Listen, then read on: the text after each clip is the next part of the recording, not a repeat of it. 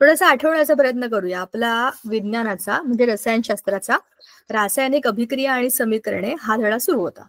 तर त्यातला कुठला भाग आपला झाला आहे असं तुम्हाला लक्षात आहे? बघा बरं, आठवतंय का?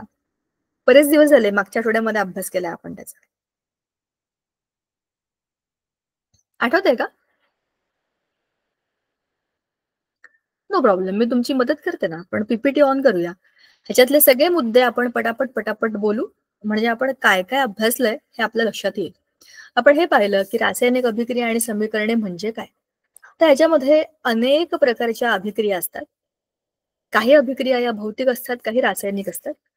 मग भौतिक आणि रासायनिक अभिक्रियांमधला फरक काय हे आपण ऑलरेडी बघितलं. Physical change, chemical change. ज्याच्यामध्ये फक्त भौतिक गुणधर्मांमध्ये बदल होतो असे भौतिक बदल, पण ज्याच्यामध्ये वस्तूच्या अणु रेणूच्या लेवलला जाऊन काही बदल होतात ते असतात रासायनिक अभिक्रिया. रासायनिक अभिक्रिया एखाद्या पदार्थाला पूर्णपणे बदलून टाकतात आणि एक नवा पदार्थ बनवतात.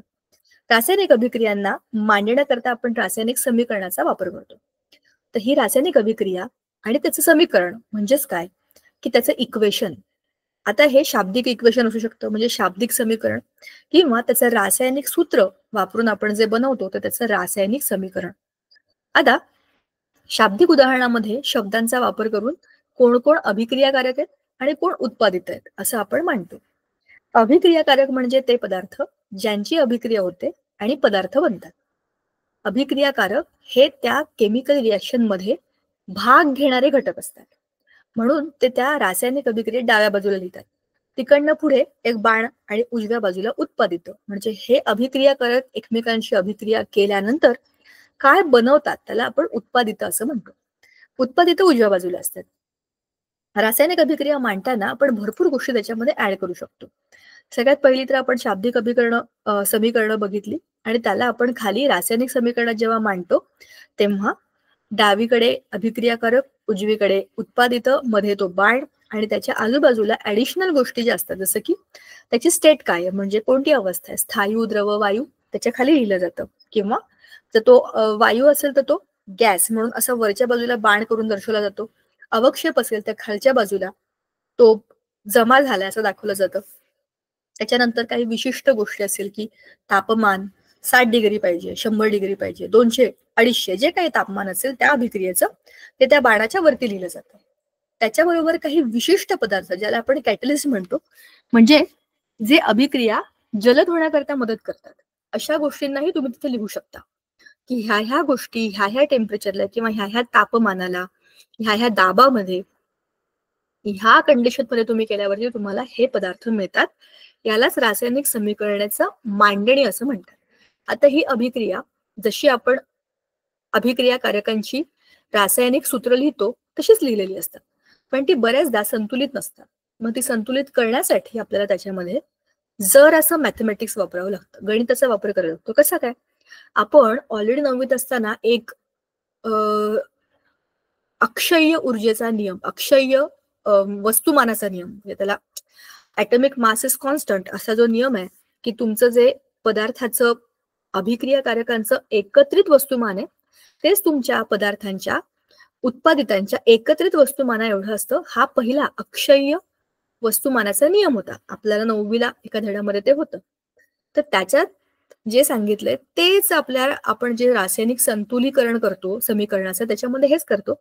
डाव्या बाजूला जेवढे अणू असतात, म्हणजे एकूण अणू असतात, तेवढेच उजव्या बाजूला एकत्रितपणे आले पाहिजे.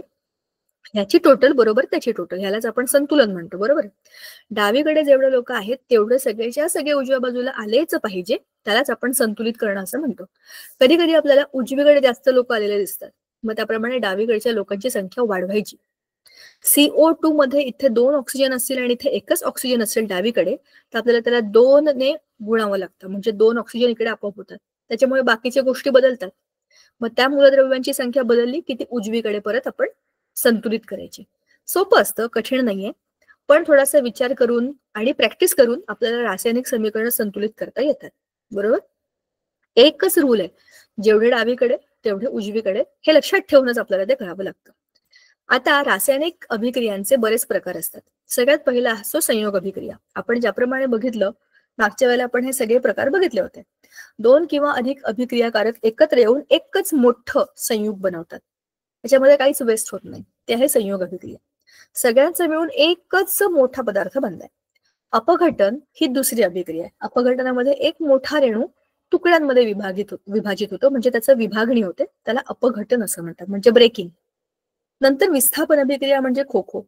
हा तिकडे जाणार, त्याची जागा घेऊन हा पळायला जाणार. म्हणजेच काय, 2 अणू एखाद्या अभिक्रियाकारकांच्या 2 रेणूंमधले 2 अणू, हा ह्याच्या जागेवर, तो त्याच्या जागेवर, असे करून 2 नवीन उत्पादित बनतात, म्हणजे 2 नवीन संयुग बनतात. त्याला आपण विस्थापन अभिक्रिया म्हणतो. बरोबर. दुहेरी विस्थापन म्हणजेच विस्थापनासारखंच पण त्याच्यामध्ये अवक्षेप बनतो. म्हणजे 2 वेगवेगळे जे अभिक्रियाकारक आहेत त्यांच्या जागा बदलतात, त्यातल्या अणूंच्या जागा बदलतात, पण त्याच्याबरोबर अवक्षेप जमा होतो. त्याला आपण दुहेरी विस्थापन असं म्हणतो. हे झाले त्यांचे प्रकार. संयोग अभिक्रियेचं उदाहरण बघा. A+B will give you AB. सगळ्यात सोपं उदाहरण आहे. 2ही गोष्टी एकत्र आल्या आणि एकच मोठा अणू बनला, रेणू बनला. त्याला आपण म्हणतो संयोग अभिक्रिया. नंतर विघटन. विघटनामध्ये बघा, कॅल्शियम हायड्रॉक्साईडचे जे CaOH2 ह्याचं जर तुम्ही ब्रेकिंग केलं, म्हणजे त्याला तोडलं, डिकम्पोज केलं त्याला, तर कॅल्शियम ऑक्साईड वेगळा मिळतो आणि H2O म्हणजे पाणी हे वेगळं मिळतं. म्हणजेच काय झालं, AB will give you A+B. AB ह्या मोठ्या रेणूमधनं A पण मिळाला आणि B पण मिळाला. अशी जी अभिक्रिया असते त्याला आपण डिकम्पोजिशन म्हणजेच विघटन म्हणतो.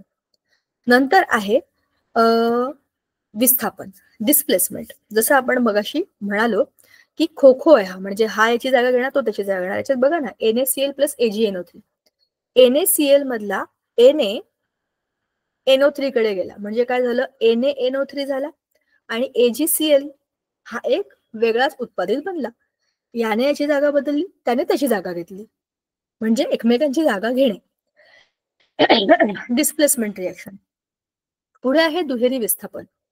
दुहेरी विस्थापनामध्ये जसं आपण मगाशी म्हणालो, MgOCaS, calcium sulphide, magnesium oxide, अशा 2 वेगवेगळ्या आता आपण रेणूंना इथे बघितलं, तर मॅग्नेशियम सल्फाईड बनला, कॅल्शियम ऑक्साईड बनला. म्हणजेच काय झालं, विस्थापन झालं, पण त्याचा प्रेसिपिटेट त्याच्यामध्ये तयार होतो, अवक्षेप तयार होतो. बरोबर. अशी आहे ही अभिक्रिया. नंतर आपण बघितलं होतं उष्माग्राही आणि उष्मादायी अभिक्रिया म्हणजे काय. उष्माग्राही म्हणजे काही अभिक्रिया होताना उष्णता घेतली जाते. जसं आपण बघितलं होतं प्रकाश संश्लेषण.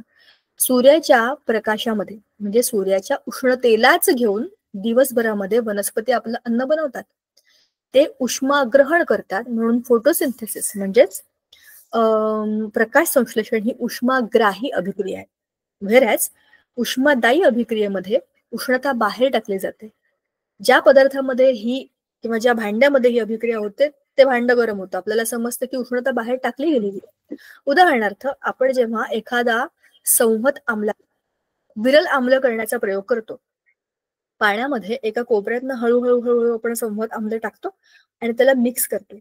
ह्या प्रक्रियेमध्ये फक्त ह्यात कुठलीही रासायनिक अभिक्रिया होत नसली तरी सुद्धा उष्णता बाहेर टाकली जाते आणि ज्या भांड्यामध्ये आपण त्यांना एकत्र करतो ते भांडच तापतं.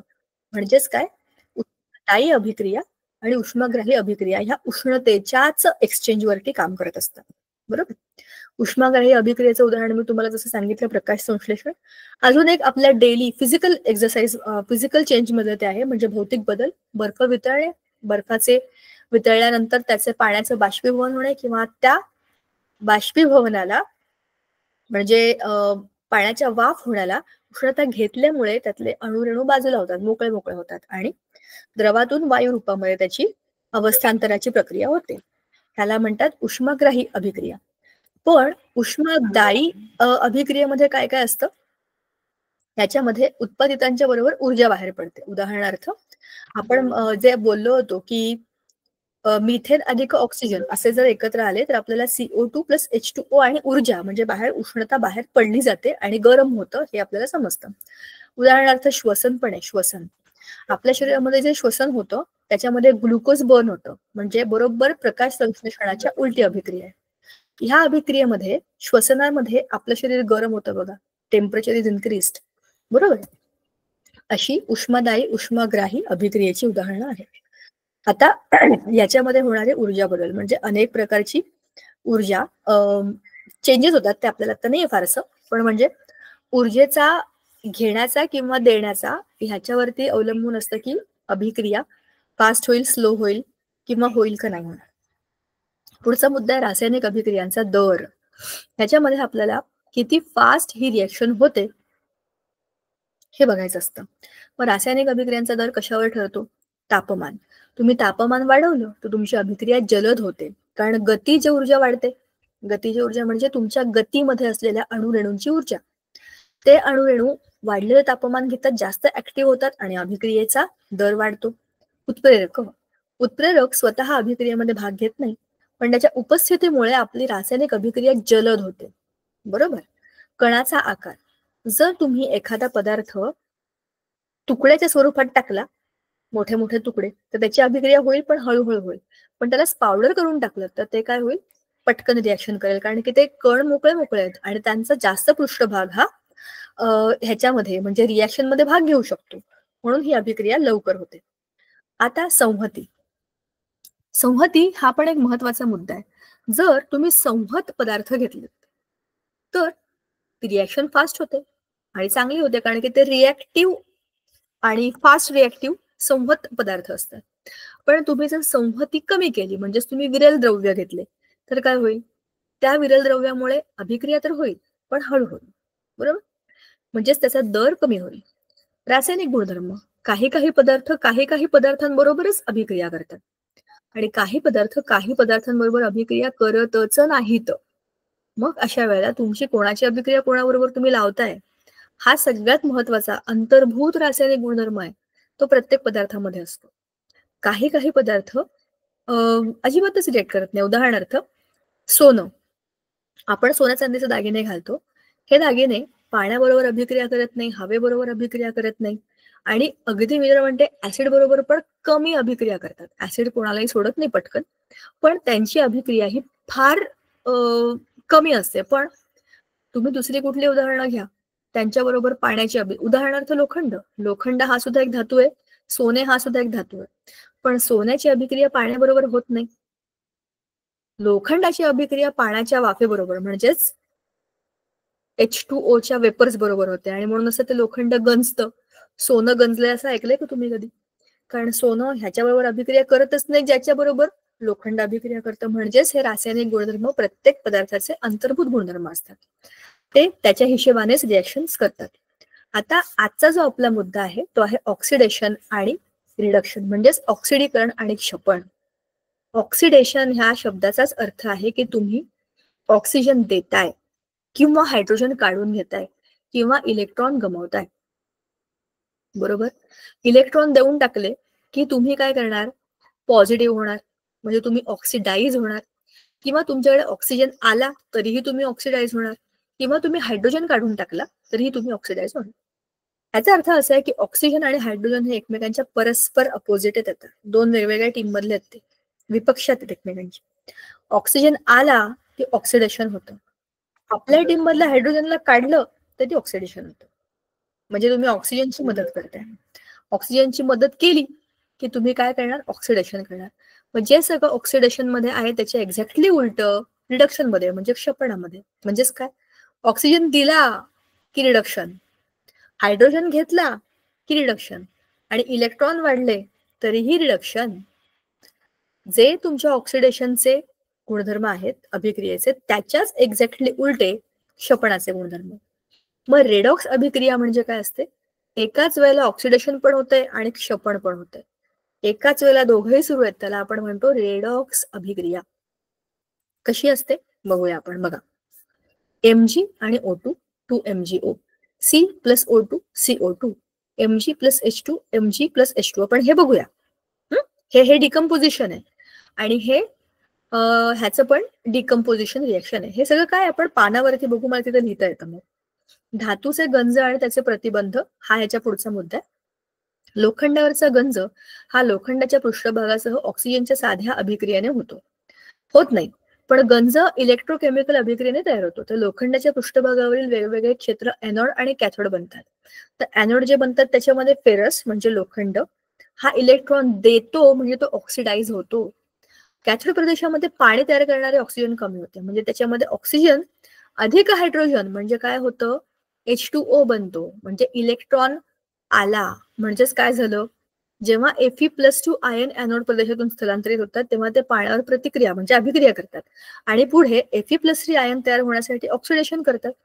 मग Fe+3 आयनापासून लालसर रंगाचा हायड्रेटेड ऑक्साईड तयार होतो, त्याला आपण गंज म्हणतो, तो फेरस ऑक्साईड असतो. आणि ह्या अभिक्रियामधनं 6H+ पण तयार होतात.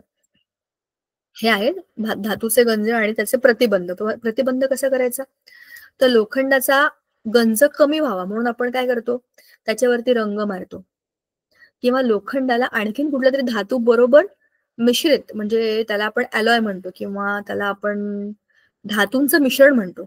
अनेक पद्धती, जसं स्टेनलेस स्टील आहे, नुसताच लोखंड गंजतो पण स्टील नाही गंजत, कारण की त्या लोखंडामध्ये इतरही धातूंना आपण जेव्हा ऍड करतो तेव्हा त्याच्या प्रॉपर्टीज चांगल्या इम्प्रूव्ह होतात आणि ते टिकतं. त्याला अलॉईंग असं म्हणतात धातूचे. खवटपणा म्हणजे रॅन्सिडिटी. म्हणजे काय, ऑक्सिडेशनमुळे अन्नातलं काही पदार्थ घटक जे असतात ते खराब होतात, ते डिकम्पोज होतात. उदाहरणार्थ तेल आणि चरबी, त्याच्यामुळे त्याचा चव बदलतो, रंग बदलते, त्याचं टेक्स्चर बदलतं. समजतं आपल्याला की हे अन्न सडलंय, खराब झालंय किंवा त्याला गडबड झाली त्याच्यामध्ये. तर ह्या ऑक्सिडेशनमुळे काय होतं की अन्नामधले जे काही पदार्थ आहेत त्याचंच ऑक्सिडेशन होतं. मग हे कशामुळे होतं, टेम्परेचर वाढलं, जास्त प्रकाश पडला, उष्णता जास्त दिली, किंवा त्याच्यामध्ये अंतर्गत काही एन्झाईम्स तयार झाले, तर आपल्या पदार्थांमध्ये हा रॅन्सिडिटी म्हणजे खवटपणा येतो. त्याचं सगळ्यात चांगलं उदाहरण आहे खोबरं. खोबरं जास्त दिवस ठेवलं ना की ते खवट होतं, म्हणजे ते आपण खाल्लं की समजतं शी काहीतरी, त्याचा वास पण यायला लागतो. नेहमीचं खोबरं हे चांगलं फ्रेश छान ताजं असतं आणि चांगलं लागतं. त्याच काय बरं, खोबऱ्याचे मोदक होतील परवा, मग गणपती बाप्पा खातो ना ते, त्याच खोबऱ्यामध्ये जर तुम्ही जुनं खोबरं घेतलं तर तुम्हाला समजेल की याच्यात काहीतरी चवीमध्ये गडबड आहे. वास घेतला पण कळतं खराब झालंय. अनेक वेळा खोबरं म्हणजे नारळ जेव्हा फोडतो आपण तेव्हा फुटलेल्या नारळातल्या पाण्याचाही घाण वास आलेला असतो, कारण की ते तिथेच आतमध्ये ऑक्सिडाइज झालेलं असतं आणि ते तिथेच खराब झालेलं असतं, बरोबर. तर अशा पद्धतीने पदार्थ स्वतः खराब कसे होतात, की त्यांच्यामध्ये काहीतरी रासायनिक अभिक्रिया होतात, ते ऑक्सिडाइज होतात आणि त्यांचे गुणधर्म बदलतात. मग आता अन्न खराब होऊ नये म्हणून काय करायचं, त्याच्यामध्ये अँटीऑक्सिडंट टाकायचे, असे पदार्थ जे ऑक्सिडेशन होऊ देत नाहीत. आणि ऑक्सिजन लागू नये म्हणून त्याला एअरटाईट डब्यात ठेवा, उष्णतेपासून प्रकाशापासून लांब ठेवा, हवा आत जाणार नाही अशा ठिकाणी ठेवा. म्हणजेच थोडक्यात तुम्हाला तुमचे अन्न पदार्थ चांगल्या पद्धतीने ठेवायचे, ज्याच्यामुळे त्यांची अभिक्रिया थांबेल. हे झालं खवटपणा रॅन्सिडिटी बद्दल.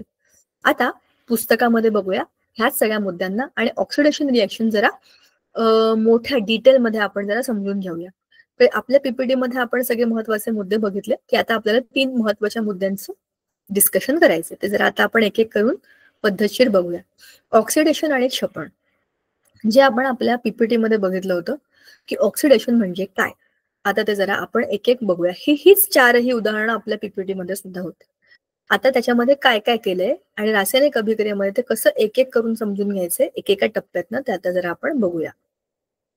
ज्या अनेक पदार्थांचं ऑक्सिडीकरण किंवा क्षपण अशा अभिक्रिया आपण बघतो, त्याच्यामधल्या 20 आणि 21 ह्या 2 अभिक्रियांचा काय झालंय बघा, अभिकारकाचा ऑक्सिजनशी संयोग झालाय. अभिकारक आणि ऑक्सिजन हे तुमच्या मॅग्नेशियम मध्ये ऑक्सिजन ऍड झालाय, कार्बन मध्ये ऑक्सिजन ऍड झालाय, म्हणजे हे 2 कोण आहेत, ऑक्सिडेशन. आता MgH2 आणि CH3 हा आहे इथेन. इथेन वायू त्याच्यामधला हायड्रोजन गॅस जर मुक्त झाला तर इथिन मध्ये परावर्तित होतो. हा इथेनचाच डबल बॉन्डचा एक कार्बन संयोग आहे. हे सगळं आपल्याला नंतर कार्बनच्या धड्यामध्ये येणार आहे, ही अभिक्रिया पण तिथे येईल. तर MgH2 हा एक मोठा रेणू आहे, त्याचं विघटन झालं आणि काय बनलं, Mg मेटल वेगळा झाला आणि H2 गॅस लिबरेट झाला. हायड्रोजन निघून गेला, म्हणजे 22 आणि 23 ह्या 2 अभिक्रियांमधनं काय झाला, हायड्रोजन वायू हा निघून गेलेला आहे, म्हणजे सुद्धा ऑक्सिडेशनच झालं. ऑक्सिजन ऍड झाला किंवा हायड्रोजन निघून गेला म्हणजेच ऑक्सिडेशन. ही उदाहरणं कसली आहेत, ऑक्सिडेशनची, म्हणजे ऑक्सिडीकरण. म्हणजे ज्या रासायनिक अभिक्रियेमध्ये अभिक्रियाकारकाचा ऑक्सिजनशी संयोग होतो किंवा ज्या रासायनिक अभिक्रियेमध्ये अभिक्रियाकारकातून हायड्रोजन निघून जातो आणि उत्पादित मिळते, अशा अभिक्रियेला आपण काय म्हणतो? ऑक्सिडीकरण अभिक्रिया असं म्हणतो. बरोबर? हा झाला पहिला मुद्दा. आता ऑक्सिडीकरण अभिक्रिया विशिष्ट रासायनिक पदार्थांच्या उपयोगाने घडवून आणतात. म्हणजे तुम्हाला ऑक्सिजन जर ऍड करायचा असेल तर काही पदार्थ तुम्ही त्याच्यामध्ये टाकू शकता ज्याच्यामध्ये ऑक्सिजन जास्त प्रमाणामध्ये. उदाहरणार्थ बघा, K2Cr2O7 ह्याच्यामध्ये ऑक्सिजनचे 7 अणू आहेत. म्हणजे हे आहे पोटॅशियम क्रोमेट. पोटॅशियम क्रोमेट हा एक प्रकारचा इंडिकेटर सुद्धा असतो. आता इथे इथाइल अल्कोहोल म्हणजे हा अल्कोहोल गट आहे, म्हणजे OH असलेला अल्कोहोल गट आहे. या अभिक्रियाकारकाच्या ऑक्सिडीकरणासाठी आम्लयुक्त पोटॅशियम डायक्रोमेट ऑक्सिजन उपलब्ध करून देतो. आता याच्यामध्ये काय टाकलं तुम्ही? किंचित त्याच्यामध्ये H2SO4 हे आम्ल टाकलं आणि K2Cr2O7 नावाचं एक कंपाऊंड टाकलं. याच्यामध्ये मी तुम्हाला जसं सांगितलं की याच्यामध्ये ऑक्सिजनचे 7 अणू आहेत बघा. मग हे ह्याला एक ऑक्सिजन आरामात देऊ शकतं. मग आता आपला प्रोडक्ट काय बनतो? CH3 गट आहे तसाच आहे, C आणि OH पण आहे तसाच आहे, C पण आणि OH पण. इकडचा एक ऑक्सिजन इकडे गेला म्हणजे फक्त एक ऑक्सिजन तुमच्या उत्पादितामध्ये वाढला. मग काय उरलं? ऑक्सिजन बाहेर पडला इकडनं. ह्या अभिक्रियेमधनं हायड्रोजनची जागा आपण बदलून टाकली आणि यातला ऑक्सिजन निघून याच्यामध्ये अटॅच झाला, अल्कोहोलचं ऍसिड बनलं आणि पुढची अभिक्रिया बरीच मोठी आहे, ती आता आपल्याला त्याची गरज नाहीये. हा H2 गॅस बाहेर पडला म्हणजेच तुमचं ऑक्सिडेशन पण झालं, इकडचा ऑक्सिजन ऍड झाला म्हणजे तुमचं ऑक्सिडेशनच झालं. थोडक्यात ऑक्सिडेशन मध्ये ऑक्सिजन ऍड करायचा आणि हायड्रोजन घालवायचंय, ते इथे झालेलं आहे. बरोबर? त्याला अशा पदार्थांना, जे पदार्थ स्पेशली टाकले जातात या अशा अभिक्रियांसाठी, त्यांना आपण म्हणतो ऑक्सिडक किंवा ऑक्सिडंट. बरोबर? आता नियंत्रित ऑक्सिडीकरण घडवून आणण्यासाठी विविध रासायनिक ऑक्सिडक वापरतात. तुम्हाला कंट्रोल्ड फॉर्म मध्ये ऑक्सिडेशन करायचंय, पूर्ण पदार्थ नाही बदलून टाकायचा, तुम्हाला जो हवा तोच मिळाला पाहिजे. मग हे chromate with H2SO4, KMnO4, potassium permanganate with H2SO4 हे काही नेहमीच्या वापरातील रासायनिक ऑक्सिडक आहेत. हायड्रोजन पेरॉक्साईड हा पण सौम्य ऑक्सिडक म्हणून वापरतात. आणि ओझोन म्हणजे O3, आपल्याला माहिती आहे ना ओझोनचं लेअर आहे वातावरणाला, ते एक रासायनिक ऑक्सिडक आहे. व रासायनिक ऑक्सिडकांपासून निर्माण झालेला नवजात ऑक्सिजन ऑक्सिडीकरण करण्यासाठी वापरला जातो. म्हणजे ह्यांच्यामधनं जो काही ऑक्सिजन मिळालाय आपल्याला, तो त्या अभिक्रियाकारकांमध्ये अडकतो आणि एक नवा ऑक्सिडाइज्ड पदार्थ बनतो. बघा ना, O3 काय देतो आपल्याला? O2 आणि एक ऑक्सिजन. H2O2 काय देतो? H2O आणि एक ऑक्सिजन. हा एक मोकळा सिंगल ऑक्सिजन आहे. मग हा एकटा एक ऑक्सिजन काय करतो? आपल्याला तिकडे मदत करतो. वरच्या अभिक्रियेमध्ये हे होतं बघा, K2Cr2O7 आणि H2SO4 यांची स्वतःची अभिक्रिया होते आणि 3 मोकळे ऑक्सिजन मिळतात. कसे होतात बघा, K2 हा गट आहे तसाच, SO4 चा गट इकडे याला जॉईन झाला. ठीक आहे, म्हणजे K2SO4 हा पहिला उत्पादित, Cr2 हा दुसरा गट आहे, Cr2 बरोबर SO3 SO4 थ्राइस, हे 3 गट जोडले गेले. उरलं काय? 4H2 आणि पाणी, हे पण मोकळे झाले. मग उरलं काय? 3 ऑक्सिजन. हे 3 मुक्त ऑक्सिजन आहेत, म्हणजे फ्री ऑक्सिजन, नवजात ऑक्सिजन. यांच्याच अभिक्रियेमधनं ते बनलेले आहेत. आता खाली KMnO4 आणि H2SO4 यांची अभिक्रिया बघा. KMnO4 म्हणजे पोटॅशियम परमॅंगनेट. तर ह्याच्यामध्ये काय झालं? हा K2SO4, MnSO4, H2O आणि 5 ऑक्सिजन हे या अभिक्रियेतनच बनले. मग हे जे रिकामे ऑक्सिजन आहेत हे आपल्या रासायनिक अभिक्रियेमध्ये भाग घेतात आणि ऑक्सिडाइज्ड प्रोडक्ट बनवतात. बरोबर? आता पोटॅशियम परमॅंगनेट हा रासायनिक ऑक्सिडक आहे, हे आपण आत्ताच पाहिले. आता पुढच्या अभिक्रिया बघा.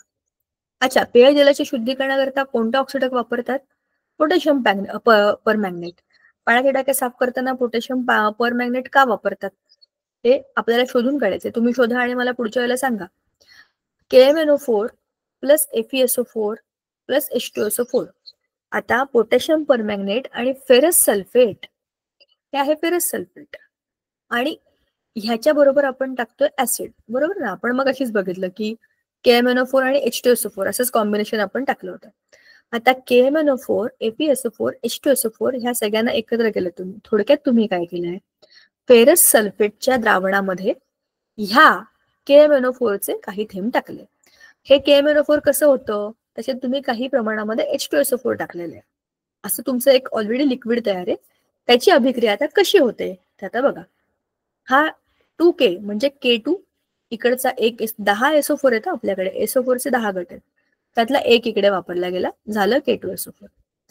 2Mg 2Mn 2Mn आणि SO4 2 आणि 1 3 SO4चे ग्रुप संपलेले आहेत, 3 SO4.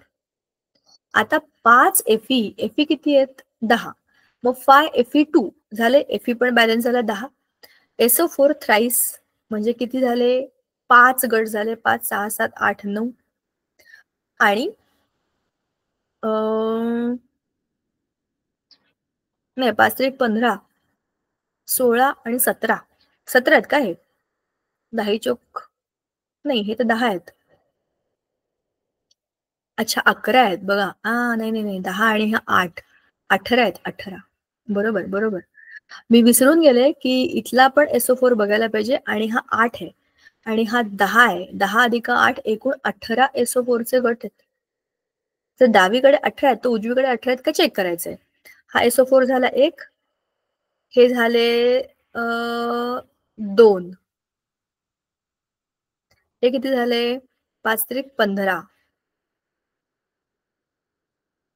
15 16 17 18 बॅलन्स्ड. जेवढे डावीकडे तेवढे उजवीकडे SO4चे गट आले, उरलं काय, पाणी. म्हणजे या अभिक्रियेमध्ये आम्लाच्या उपस्थितीत KMnO4 ने कोणाचे ऑक्सिडीकरण केले, फेरसचे केले.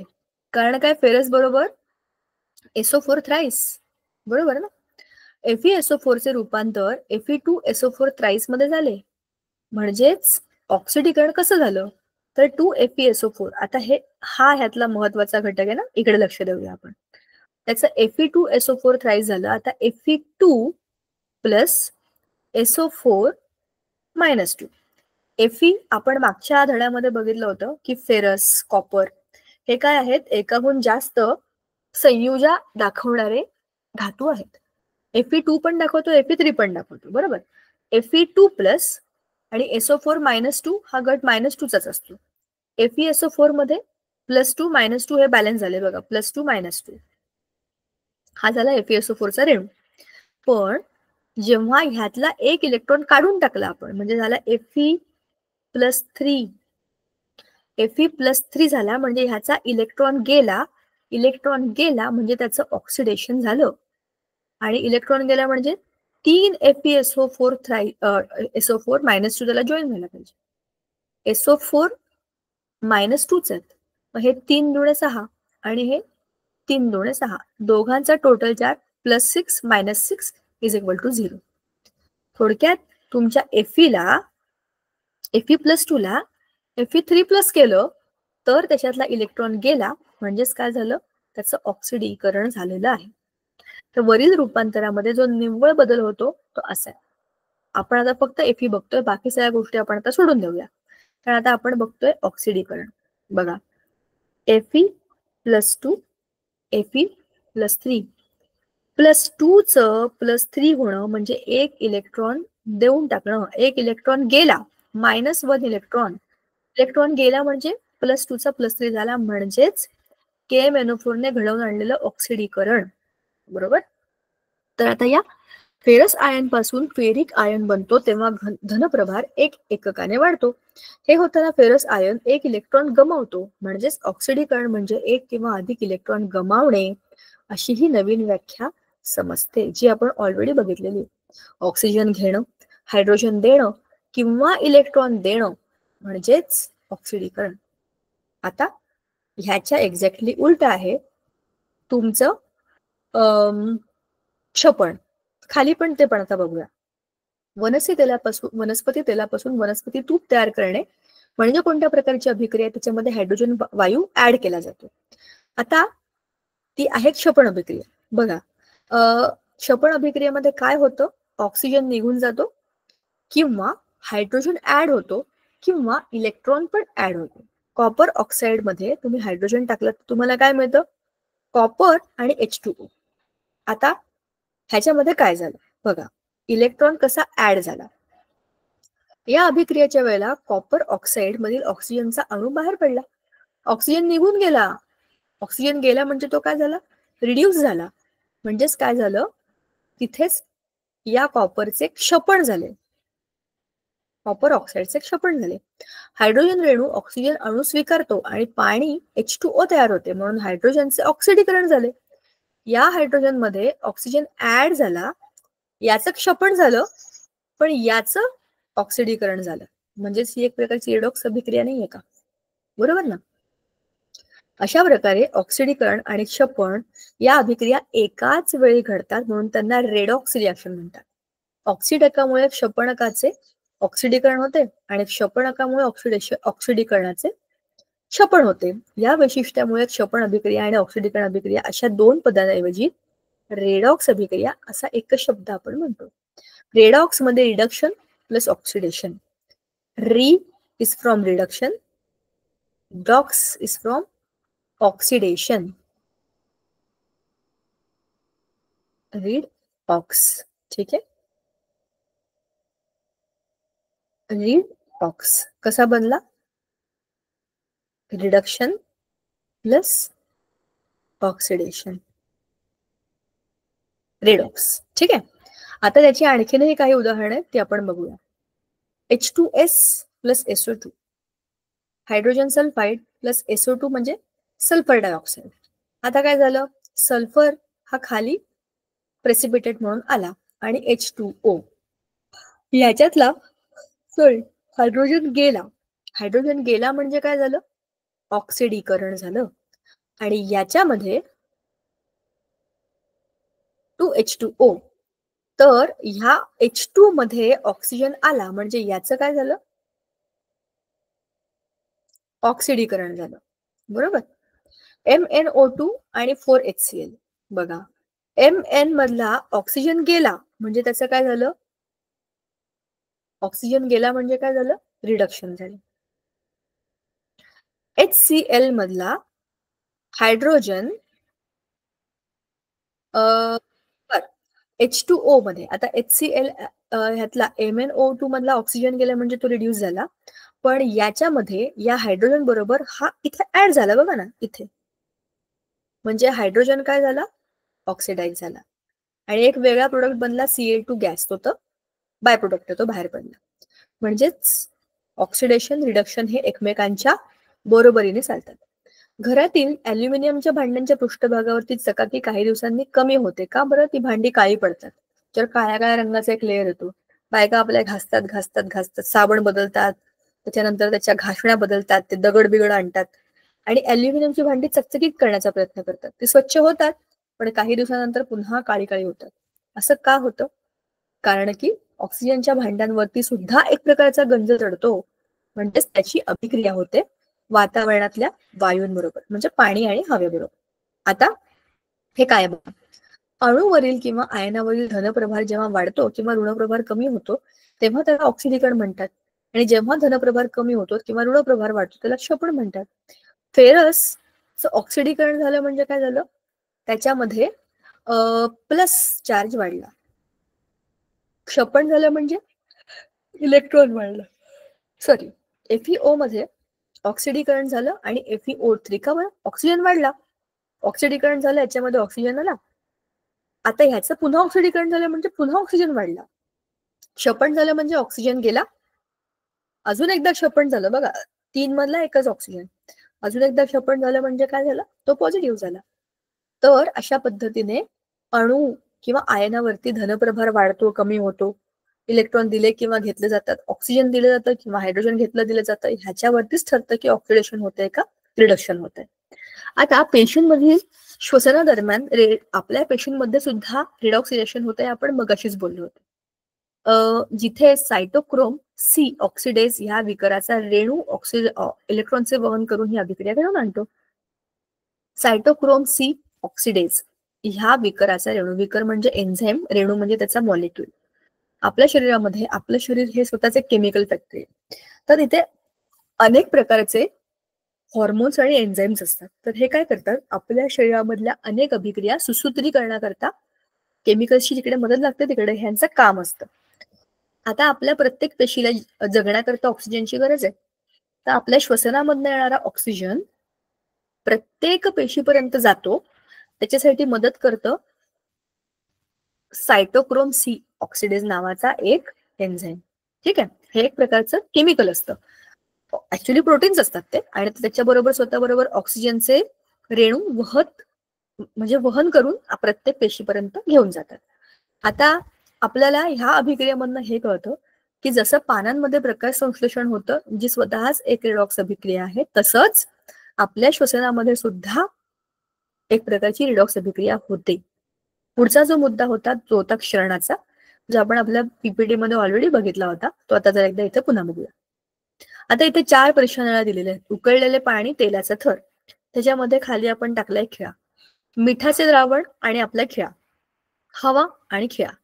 हवा आणि निर्जल कॅल्शियम क्लोराईड म्हणजे कॅल्शियम क्लोराईड नावाचा एक पदार्थ खाली टाकलाय, पावडर असते, आणि खिळा, आणि त्याला बंद करून ठेवलंय. हवा बंद टेस्ट ट्यूब, परीक्षा नळी. आता काय केलंय ते जरा समजून घेऊया. बघा, 4 परीक्षा नळ्या घेऊन एका टेस्ट ट्यूब स्टँडवरती ते ठेवलेले आहेत 4ही.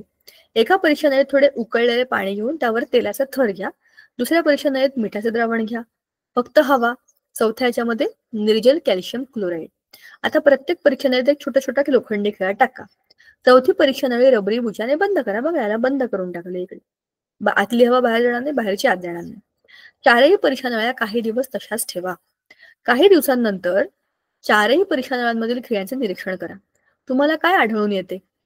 म्हणजे आता ह्या परीक्षा नळ्यांमध्ये तुम्हाला काहीतरी बघायला मिळणार आहे की कोणता खिळा गंजला आहे, कोणता नाही, आणि का गंजलाय. कोणत्या परीक्षा नळ्यांमधले खिळे गंजले?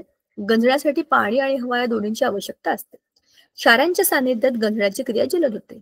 तुम्ही रोजच्या जीवनामध्ये रिडॉक्स अभिक्रियांचा परिणाम पाहिला तर तुम्हाला हे दिसेल की 2 चाकी किंवा 4 चाकी वाहनांमध्ये तुम्ही बघितलं तर सुरुवातीला त्या गाड्या एकदम चमकदार असतात, एकदम चकचकीत असतात.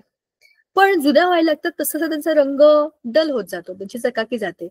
त्यांच्या धातूंच्या पृष्ठभागावरती एक प्रकारचा तांबूस रंगाचा स्थायीरूप थर जमा होतो, त्याला गंज म्हणतात. उदाहरणार्थ बघा, काही काही गाड्या, शुभ्र पांढऱ्या गाड्या, त्या कालांतरानंतर त्यांची चमक घालवतात. चिखलामुळे, मातीमुळे, पाण्यामुळे असं नाही, पण हवेबरोबर पण त्याची अभिक्रिया होते आणि त्याचा रंग हळूहळू हळूहळू थोडासा डल होत जातो, कारण की तो गंज पकडत असतो धातू. तर हे काय असतं बघा, लोखंडावरील गंज म्हणजे काय, सरळपणाने ऑक्सिजन बरोबरची अभिक्रिया, म्हणजे तो काय होतोय, ऑक्सिडाइज होतोय. आता आपल्या लोखंडाच्या वस्तूंवरती, त्याच्या पृष्ठभागावरतीच रासायनिक अभिक्रिया होते, ती पण रेडॉक्स अभिक्रिया. कसं काय? लोखंडाच्या पृष्ठभागावरती वेगवेगळे भाग धनाग्र आणि ऋणाग्र बनतात. लोखंडाचा पृष्ठभाग घ्या, समजा एक लोखंडाचा आपण घेऊया, सळी घेऊया, सळी बांधकामाकरता घेऊन ठेवलेल्या असतात, सळी घेऊया. त्या सळीच्या पृष्ठभागावरती एक पूर्ण जर तुम्ही असं बघितलं, त्याच्यावरती धनाग्र आणि ऋणाग्र असे बनतात. धनाग्र भागामध्ये ऍनॉड पाशी एफीचे ऑक्सिडीकरण होऊन Fe2+ तयार होतं. Fe म्हणजे फेरस, हा धातू आहे, ही आपली चांगली सळी आहे. आता काय झालं, त्याच्या ऍनॉड पाशी, म्हणजे कारण की आता आपण बघितलं की त्याच्यातच वेगवेगळे भाग तयार होणार आहेत, तर त्या लोखंडाच्या एखाद्या कुठल्या तरी भागामध्ये इलेक्ट्रॉन्स जातात आणि त्याचं काय बनतो, ऍनोड बनतो. धनाग्र भागामध्ये, धनाग्र का बरं, धन प्रभारित आहे तो, आणि त्याच्यामध्ये ऍनॉड पाशी एफीचं ऑक्सिडीकरण का झालं, इलेक्ट्रॉन गेले इलेक्ट्रॉन म्हणजे काय झालं, ऑक्सिडेशन झालं. लिहून टाकू. ऋणाग्र भागामध्ये O2चे क्षपण होऊन पाणी तयार होते. आता दुसरीकडे जिथे ऑक्सिजन आहे, ऋणाग्र भागामध्ये एका ठिकाणी जर तुमचं ऍनोड तयार झालं तर दुसरीकडे कॅथोड आपोआप बनतं. तर ऋणाग्र भागामध्ये ऑक्सिजनच्याच रेणूंमध्ये सरफेसवरती पडलेल्या हे हायड्रोजनचे आयन्स म्हणजे कॅटायन्स आणि 4 इलेक्ट्रॉन असे एकत्र येऊन H2O म्हणजे पाणी बनतं. कुठे बनतं? त्याच्या पृष्ठभागावरती, कोणाच्या, लोखंडाच्या सळीच्या. एका बाजूला त्यातलं जे लोखंड आहे त्याने इलेक्ट्रॉन देऊन टाकले, दुसरीकडे हवेमधला ऑक्सिजन आणि त्याच्यामध्ये असलेल्या हायड्रोजन प्लस आयन्सना घेऊन तिथेच पाणी बनलं. जेव्हा Fe2+ आयन धनाग्र भागातून स्थलांतरित होतात तेव्हा त्याची पाण्याची अभिक्रिया होते आणि पुढे ऑक्सिडीकरण होऊन Fe+3 आयन तयार होतात. बघा, आता या Fe2 मधला पण इलेक्ट्रॉन तुम्ही जर दिला तर काय होईल, Fe3+ होईल, आणखी इलेक्ट्रॉन मिळेल. म्हणजे Fe3+ आयनापासून अविद्राव्य तांबूस रंगाचे सजल ऑक्साईड तयार होतात, त्यालाच गंज म्हणतात. म्हणजे आता तुमचं जे काही गंज आहे ते काय आहे, Fe2O3 आणि H2O हा स्थायू असतो. लोखंडाच्या आपल्या त्या पट्ट्यांवरती लोखंडाचेच पण स्थायूचेच असे एक प्रकारचे आवरण असते, त्यालाच आपण गंज म्हणतो. तर वातावरणातील विविध घटकांमुळे धातूंचं ऑक्सिडीकरण होते आणि पर्यायाने त्याची झीज होते. कुठलाही चांगला लोखंडाचा एखादा पृष्ठभाग असेल, कोणती वस्तू असेल, आमच्या स्पार्किंगमध्ये 2-3 सायकल पडल्या होत्या, नुसत्याच ठेवल्या होत्या, आपोआप त्या ठेवून ठेवून गंजून गेल्या. सायकलचे बरेच भाग हे लोखंडाचे असतात, बरोबर ना? आणि त्यात जितक्या प्रमाणामध्ये लोखंड येतात तितक्या प्रमाणात त्याचं क्षरण होण्याची शक्यता जास्त आहे. म्हणजेच काय झालं की क्षरण झाल्यामुळे त्या चांगल्या सायकली गंजल्या आणि गंजल्या तर त्या भंगारामध्ये टाकून द्यायला लागल्या. असे अनेक पदार्थ लोखंडाचे ठेवलेले असतात, ते ठेवून ठेवून ठेवून ठेवून खंगून जातात, गंजून जातात आणि खराब होतात. कितीतरी वेळा तुम्ही बघितलं असेल रस्त्याच्या कडेला अशा मोकळ्या पडलेल्या गाड्या असतात, जुन्या गाड्या, त्या ठेवून ठेवून ठेवून इतक्या खराब झालेल्या असतात, त्यांची दारं तुटलेली असतात, त्यांची छतं वाकडी तिकडे झालेली असतात आणि ते पूर्णपणे गंजलेले असतात. कारण की नुसतंच मोकळं लोखंड हे त्याच्या आजूबाजूला असलेल्या हवा पाण्याकरता एक उत्तम अन्न आहे, त्याच्यामुळे ते आपोआप गंजून जातं आणि ते म्हणजे विभाजित होतं. त्या पृष्ठभाग खराब झाला की तो खर अगदी इझिली तुटून जातो. मग खालचा पृष्ठभाग हा पुन्हा नवीन अभिक्रिया करण्याकरता सज्ज होतो. मग तो आणखीन झिजतो आणि तुटतो. असं करत करत करत पूर्ण वस्तूच्या वस्तू निकामी होते, कारण ती एकदम वीक होते. म्हणजेच ही एक अत्यंत गंभीर समस्या आहे आणि लोखंडासारखा चांगला धष्टपुष्ट किंवा एकदम स्ट्रॉंग मेटल स्वतःच्याच गंजण्यामुळे कामात जातो.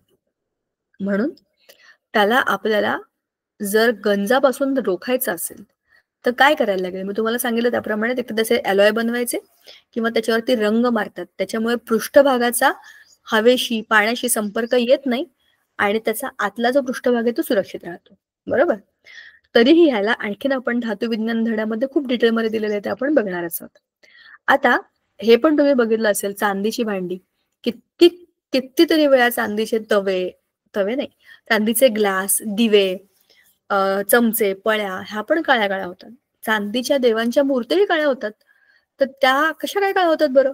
तर हवेमध्ये असलेल्या अनेक, जसं पाण्याची वाफ असते किंवा ऑक्सिजन असतं, ह्यांची त्याच्याबरोबर अभिक्रिया होते आणि ते हळूहळू हळूहळू काळे पडतात. प्युअर चांदी जी असते ती काळी पडत नाही. प्युअर सोनं जे असतं ते कोणाबरोबरही रिॲक्ट करत नाही. पण चांदी एकदम शुद्ध स्वरूपातली असली तरीही ती वागते किंवा ती खूपच नाजूक असते, म्हणून त्याच्यामध्ये इतर धातूंना टाकावं लागतं आणि त्याच्यामुळे होणारी ही जी झीज असते त्या पदार्थांची, तो एक प्रकारचा गंजच असतो. मग त्याला धुण्याकरता ते रुपेरी बिपेरी सारख्या काही काही वस्तू असतात, त्यातनं तो वरचा थर निघून जातो. पितळेची भांडी तर एकदमच सगळ्यांच्या माहितीतलं उदाहरण आहे.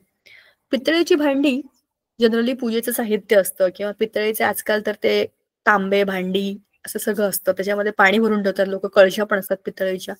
आणि पूर्वी तर लोकांच्या घरामध्ये तांब्या पितळेची पातेली पण होती, कढया पण होत्या, त्याच्यात ते स्वयंपाक पण करायचे. डब्बे तांब्या पितळेचे होते पूर्वी, जेव्हा आपला देश फार श्रीमंत होता आणि जेव्हा अल्युमिनियम नावाचा एक दळभद्री धातू आपल्या किचनमध्ये प्रवेशला नव्हता, त्यावेळेला तुम्ही कोणत्याही जुन्या गावामध्ये तुम्ही कोणाच्या तरी घरी जाऊन बघितलं, जे जुनं घर वाडा वगैरे असतो ना, त्यांच्या किचनमध्ये तुम्ही अजूनही बघा, स्वयंपाकघर एकदम जुन्या पद्धतीचं असलं ना, तांब्या पितळेचेच डब्बे असतात, तिथे अल्युमिनियम वगैरे सारख्या बकवास गोष्टी नाही आहेत. मुळात अल्युमिनियम हा धातू आपल्याकडे खाण्यापिण्याच्या गोष्टींसाठी नव्हताच कधी, तो नंतर आला, ब्रिटिश आल्यानंतर. पण मूळ धातू जे आहेत आपले, हे पितळे तांब्याचेच धातू होते. त्या तांब्याच्याच तांब्यामध्ये, पितळेच्या तांब्यामध्ये ताक, वरण किंवा पाणी ह्या सगळ्या गोष्टी प्यायल्या जायच्या. त्यातलं येणारा जो एक अर्क असतो तो आपोआप आपल्या पोटात जातो. आणि खूपच श्रीमंत लोकांच्या घरामध्ये तर चांदीची ताटं होती जेवणाकरता, आणि इतकी श्रीमंती आपल्या देशामध्ये पूर्वी होती आणि कदाचित भविष्यात येईल, आपण चांगला विचार करूया. तर ही तांब्या पितळेची भांडी मात्र लवकर काळी पडतात किंवा हिरवी होतात. तर हे असं का होतं?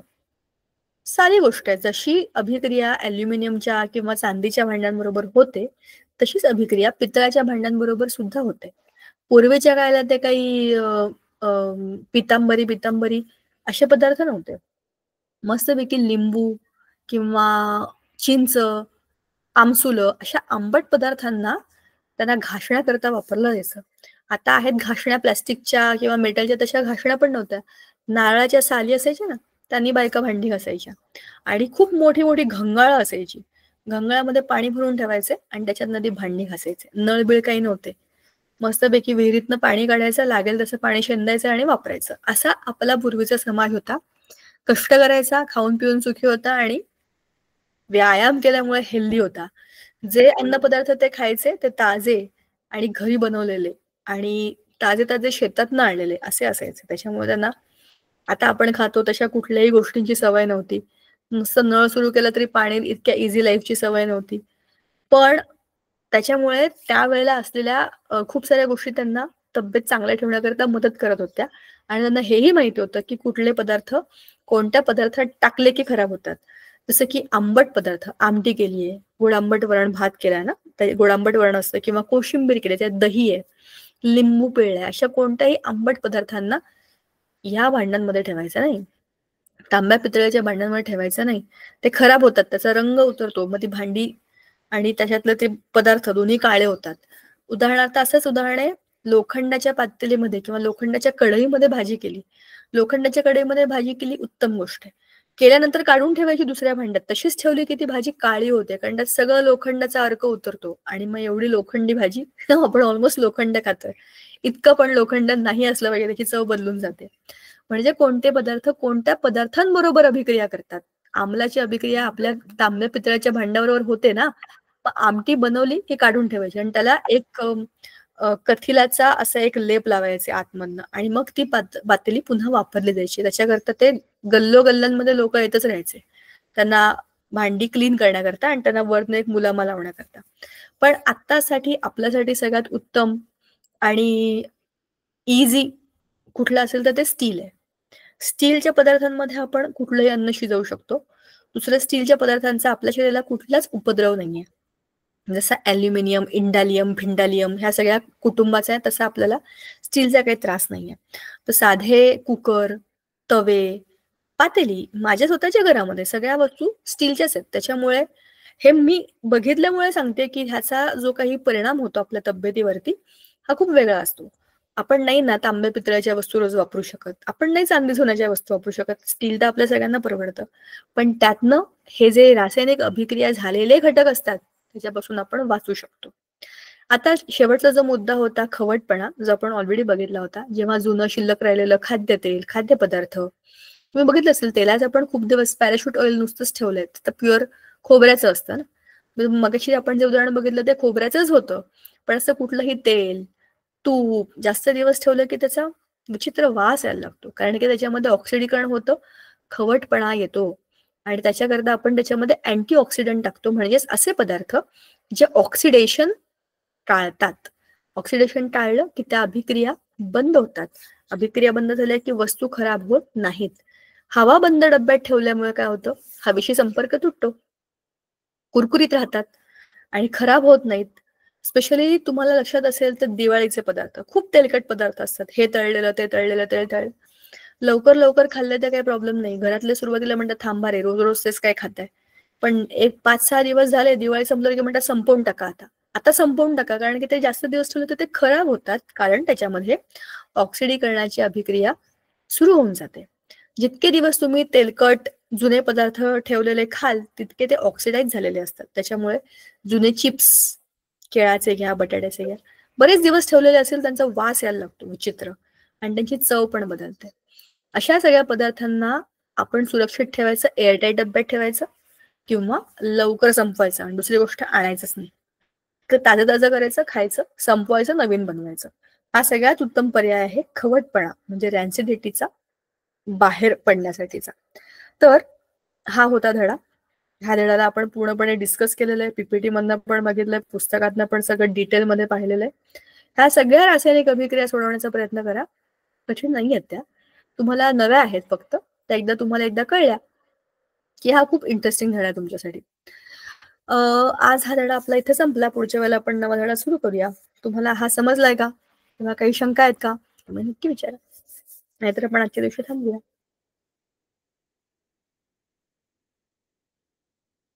आय गेस कोणाला काही शंका नसाव्यात. पण विद्यार्थी आहेत का इथे? म्हणजे कॅमेरे बंद आहेत त्याच्यामुळे विचारते. काही शंका असेल तर तुम्ही ग्रुपवर पण टाकू शकता. ठीक आहे. ओके. अच्छा मुलींनो, कळलं का तुम्हाला? बरंच काही काही बोललो आपण. समजलं? Very good. चलो शाबाश.